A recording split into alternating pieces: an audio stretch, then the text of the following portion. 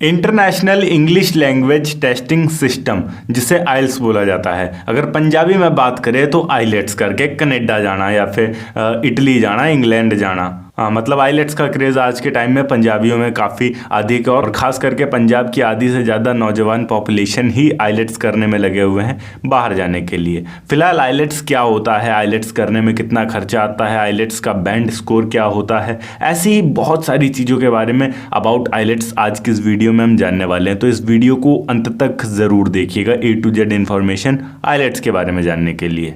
Hello and welcome friends, मेरा नाम है अनूप सिंह और आप देख रहे हैं आपका अपना YouTube channel. So let's get started.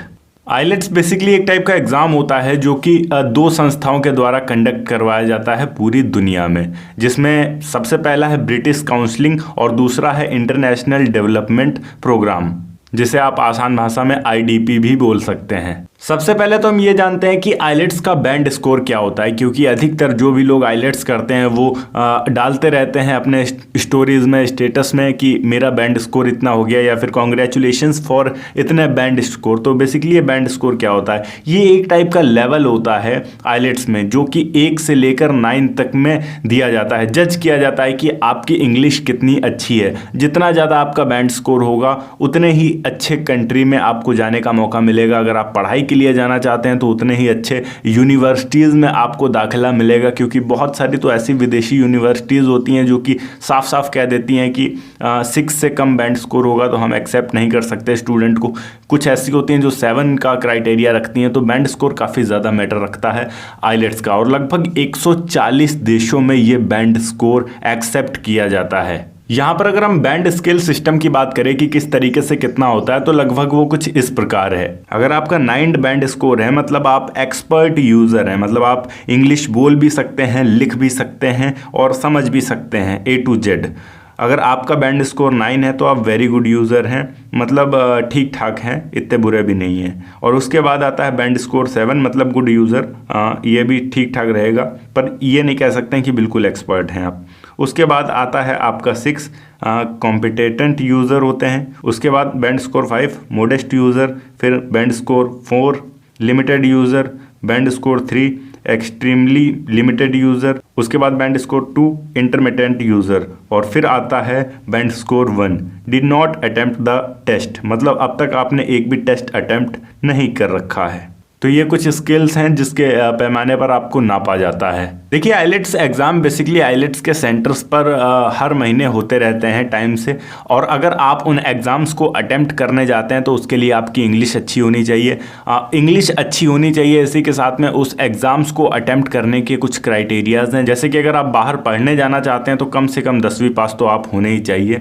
इसी के अलावा आपकी इंग्लिश अच्छी होनी चाहिए जिससे आप उस एग्ज़ाम को क्रैक कर सकें, क्योंकि एग्ज़ाम में कई सारे ऐसे क्वेश्चंस पूछे जाते हैं, कई सारे क्वेश्चन लिखने होते हैं, समझने होते हैं। तो आपकी इंग्लिश यहाँ मजबूत होना काफ़ी ज़्यादा ज़रूरी हो जाती है। और यहाँ पर नंबरों से दूर दूर तक कुछ लेना देना नहीं होता है। मतलब अगर आप ज़्यादा पढ़े लिखे नहीं भी हैं, फिर भी अगर आप बाहर काम करने जाना चाहते हैं तो कोई ये नहीं पूछेगा कि कक्षा 8 में आपके कितने नंबर थे, कक्षा 10 में आपके कितने नंबर थे, या 12th आपने किया तो उसमें आपके कितने नंबर थे। ऐसा कुछ भी क्राइटेरिया नहीं है कि इतने नंबर होना अनिवार्य है। बस महत्वपूर्ण है तो ये कि आपकी इंग्लिश ठीक ठाक होनी चाहिए। अब यहाँ पर आइलेट्स भी बेसिकली 2 तरीके से होते हैं। पहले होते हैं आइलेट्स एकेडमिक और दूसरा होता है जनरल ट्रेनिंग। एकेडमिक में क्या होता है कि जो लोग बाहर पढ़ने जाना चाहते हैं विदेशों में, उनके लिए होता है, और जनरल में वो लोग आते हैं जो कि बाहर जाकर काम करना चाहते हैं या फिर वहीं पर बसना चाहते हैं, उनके लिए। आइलेट्स एग्जाम बेसिकली होता किस तरीके से, इसकी बात करते हैं तो इसमें 4 स्टेप्स होते हैं, जिसमें लिसनिंग, रीडिंग, राइटिंग और स्पीकिंग होता है। सबसे पहले हम बात करते हैं लिसनिंग क्या होता है। तो इसमें आपको नेटिव स्पीकर्स की बातचीत सुननी होती है, जो कि लगभग आधे घंटे की होती है, और उसके बाद उन दोनों में क्या बातचीत हो रही थी उनसे रिलेटेड सवाल पूछे जाते हैं। ये सवाल fill in the blanks type भी होते हैं, MCQ टाइप्स भी होते हैं, और आपको लिखने भी होते हैं कुछ कुछ। और इस तरीके से होता है आपका लिसनिंग का एग्जाम। दूसरा आता है रीडिंग। अब रीडिंग से मेरा मतलब ये है कि आपने अगर 12th का एग्जाम दिया है या हाई स्कूल का एग्जाम दिया है तो एग्जाम के शुरुआत में ही एक पैसेज टाइप आता होगा, आपने देखा होगा। तो उस टाइप का आपको एक पैसेज दिया जाता है और उसके बाद उसी पैसेज से रिलेटेड क्वेश्चंस आपको दिया जाते हैं जिनको आपको करना होता है कंप्लीट।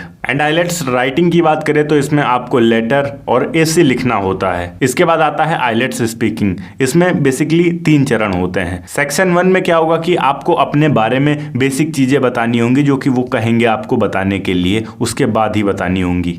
सेक्शन 2 में आपको एक कार्ड दे दिया जाएगा और उसके ऊपर अपनी डिटेल्स आपको जो भी बोलेंगे वो लिखना होगा और उसके बाद फिर आपको उसे पढ़कर सुनाना भी होगा। एंड सेक्शन 3 में जो भी आपने कार्ड के ऊपर लिखा है उससे रिलेटेड आपसे क्वेश्चन आंसर्स करे जाएंगे और उसका जवाब भी आपको इंग्लिश में देना होगा। अब यहाँ पर एक इंपॉर्टेंट चीज की बात करते हैं कि आइलेट्स करने के लिए हमारी फीस कितनी लगती है यहाँ पर। तो देखिए, आइलेट्स करने के लिए इंपॉर्टेंट चीज ये है कि आपके आसपास आइलेट्स का सेंटर होना चाहिए। अगर आप किसी दूसरे शहर में जाते हैं तो सबसे पहले तो वहाँ का एक्सपेंस आपको जोड़ना पड़ेगा। अगर आपके शहर में आइलेट्स का सेंटर मौजूद है तो ये आपके लिए काफ़ी लाभदायक हो सकता है। पर आइलेट्स की कोचिंग की बात करें तो लगभग 5 से 6 हज़ार रुपये तो कोचिंग के लगते हैं, आपको इंग्लिश बोलना जहाँ सिखाया जाता है। और उसके बाद आइलेट्स का जब आप एग्ज़ाम देने जाते हैं तो उस एग्ज़ाम की फ़ीस होती है 14,700 रुपये। अगर आप किसी अन्य शहर में एग्ज़ाम देने गए तो वहाँ आपको स्टे करना पड़ता है जिसके खर्चे अलग से ऐड होते हैं। तो हम ऐसा कह सकते हैं कि आइलेट्स एग्ज़ाम को